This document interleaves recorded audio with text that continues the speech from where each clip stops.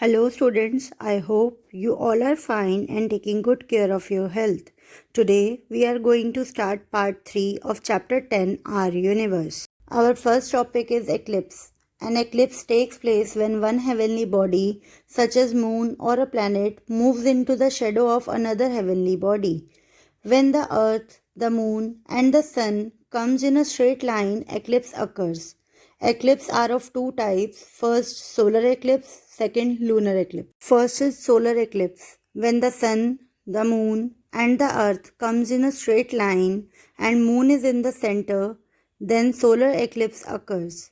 The moon blocks the sunlight and casts a shadow on the earth. Second is lunar eclipse. When the earth comes in between the sun and the moon is not able to receive sunlight and earth casts a shadow on the moon. It is called as lunar eclipse. Now next topic is umbra and penumbra.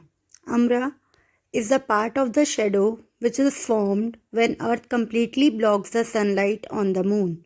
Penumbra is the part of the shadow formed when earth blocks a part of the sunlight on the moon. Now we will study about satellites. A satellite is a heavenly body that revolves around a planet.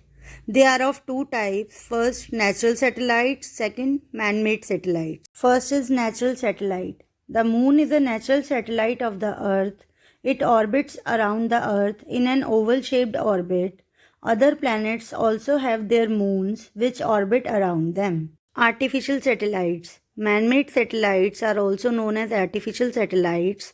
Aryabhatta was the first Indian satellite sent to the space in 1975. Other Indian satellites are INSAT 2A, 2B, Cartosat, etc.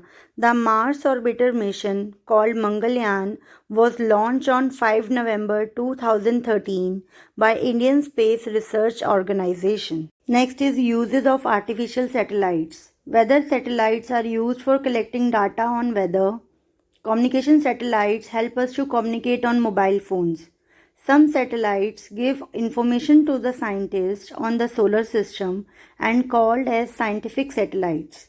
They also help in television transmission from one country to another.